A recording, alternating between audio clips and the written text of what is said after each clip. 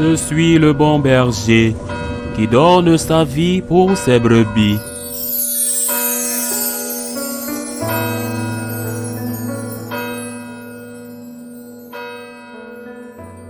En ce temps-là, comme les pharisiens demandaient à Jésus quand viendrait le règne de Dieu, il prit la parole et dit: La venue du règne de Dieu n'est pas observable. On ne dira pas: Voilà, il est ici, ou bien il est là. En effet, voici que le règne de Dieu est au milieu de vous. Puis il dit aux disciples: Des jours viendront où vous désirerez voir un seul des jours du Fils de l'homme, et vous ne le verrez pas. On vous dira: Voilà, il est là-bas, ou bien voici, il est ici. N'y allez pas, n'y courez pas. En effet, comme l'éclair qui jaillit illumine l'horizon d'un bout à l'autre, ainsi le Fils de l'homme, quand son jour sera là.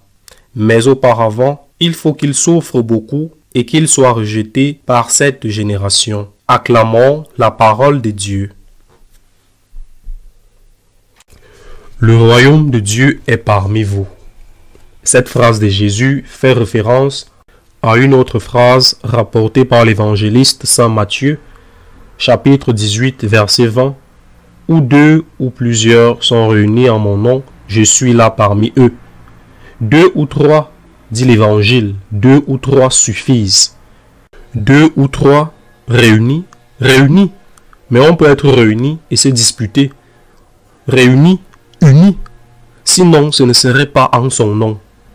C'est-à-dire que deux ou plus unis par l'amour du Christ, avec l'amour du Christ, le Seigneur est présent. Par exemple, en pensant à un nombre minimum, 2. Bien sûr, il peut y en avoir plus. Une communauté religieuse. Le Seigneur est-il présent en elle? Est-il au milieu des disciples? Jouissent-ils de cette présence réelle qui donne un sens à tout et fortifie et guérit les blessures de la vie? Cela dépendra de l'amour qu'ils ont les uns pour les autres. Car il faut être unis en son nom. Et quand Dieu n'est pas là, le vide n'existe pas. Quand Dieu n'est pas là, le démon est là. Et quand on n'est pas avec Dieu, qui est le ciel, on est avec le démon, qui est l'enfer. En espagnol, quand une situation dans une communauté de voisins ou dans une famille est insupportable, on dit: ici, personne ne peut vivre. Ou bien, cette maison est un enfer. Ce sont des expressions populaires qui reflètent la réalité. Personne ne peut vivre ici. Cette maison est un enfer parce que Dieu n'y est pas. Il faut payer le prix de l'unité. Car soit on paye le prix de l'unité, soit on paye le prix de la division, soit on paye le prix, par exemple, en pardonnant, soit on paye le prix en haïssant, en gardant rancune, en créant la séparation, en payant le prix de l'unité qui est l'amour à l'imitation du Christ, on est au ciel. Et si vous ne pouvez pas payer ce prix, personne ne peut vivre ici. Cette maison est un enfer. Vous êtes avec le diable. Cela vaut la peine de payer le prix de l'unité, car on ne peut pas vivre sans payer un prix, soit celui de l'unité, soit celui de la division. Bien sûr, cela souvent ne dépend pas de vous, souvent. Mais vous devez faire votre part. Tu dois avoir la conscience tranquille d'avoir fait tout ce que tu pouvais. Le reste dépendra de l'autre. Car il s'agit de deux personnes ou plus. S'il n'y en a pas au moins deux, si toi tu veux, mais que l'autre ne veut pas, ce n'est pas de ta faute. Il est peut-être en enfer de la même manière, mais au moins tu as la certitude que Jésus est en toi. De toutes les manières dont cet évangile y fait référence. En plus de cela, il fait allusion à cette citation de Matthieu 18-20. Il fait référence à la fin du monde, à la seconde venue du Christ. Ne veniez pas d'un endroit à l'autre. Cela arrivera quand cela devra arriver. Soyez prêts, car vous ne connaissez ni le jour ni l'heure. Il y a un jour du jugement qui va arriver. Nous ne savons ni le jour ni l'heure, mais il va arriver. Le jour de notre mort va arriver. Nous ne savons pas quand sera la fin du monde. On attend souvent des avertissements catastrophiques. Un satellite arrive, une planète arrive, quelque chose vient de l'espace, et on ne sait pas si c'est extraterrestre. Je ne sais pas quand viendra la fin du monde, mais je sais que la fin de mon monde viendra lorsque le Seigneur, avec sœur mort, m'appellera à le rejoindre. Je suis prêt pour cela. Et autre chose encore, en référence à cette fin du monde. Le Seigneur dit, ne courez pas.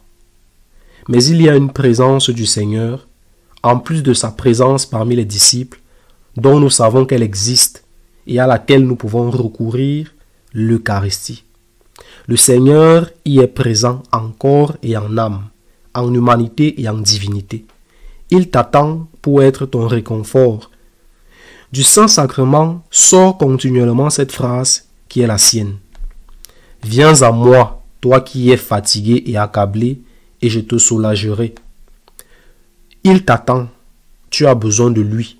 Tu ne peux pas supporter ce fardeau. Il est ton pain. Il est ta nourriture. Il est ton espoir. Pourquoi dois-tu porter seul ce poids qui t'écrase? Laisse-le le partager avec toi.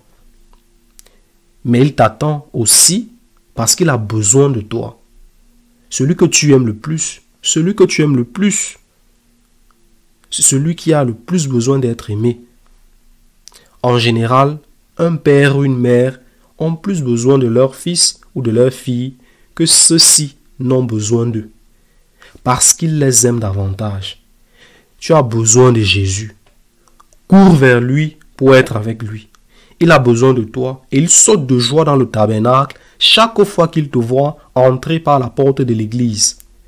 Je voudrais ajouter une chose. Dans cet évangile, il est dit que certains diront qu'il est ici ou là. Il est dans le tabernacle. Il est au milieu des disciples.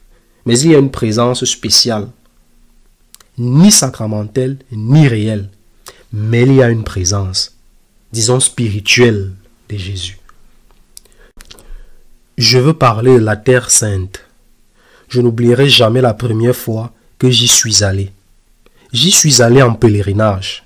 J'ai passé toute la semaine à pleurer. Le choc a été si fort.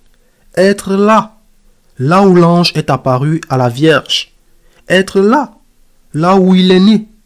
Être là où il a prêché les béatitudes, au bord de ce lac qui a connu la tempête.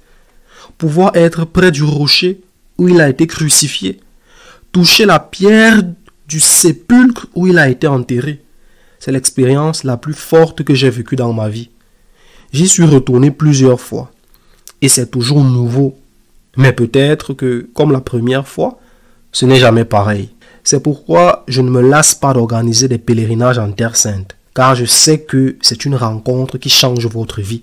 Qu'il y a un avant et un après, d'entendre les pierres dire cette voix ici. Ici, ici, il s'est incarné.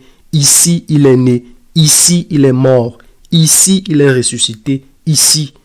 Nous avons dû faire une pause pendant 2 ans en raison de la terrible et effroyable guerre à Gaza. Mais nous pouvons désormais y retourner, si Dieu le veut, du 5 au 15 mars. Je vais y retourner avec un pèlerinage en Terre Sainte. Pour ceux qui souhaitent s'inscrire, cette fois-ci, il y aura une particularité. Les chrétiens palestiniens ont beaucoup souffert et il n'y a pas eu de pèlerinage. Donc, beaucoup travaillent dans l'hôtellerie ou le commerce se sont retrouvés dans une situation horrible, sans compter ceux qui ont souffert, les rares qui sont à Gaza. Il faut aller les aider. C'est pourquoi ce sera un pèlerinage de charité.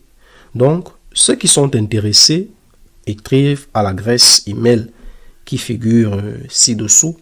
Il y a une présence qui n'est pas eucharistique et qui n'est pas spirituelle, comme celle du Seigneur parmi les nôtres. Même si là-bas, parmi ceux qui s'aiment, je veux parler de la présence spirituelle du Seigneur dans les lieux où il est né et a vécu. Cela touche le cœur et cela vaut la peine d'y aller. Qu'il en soit ainsi.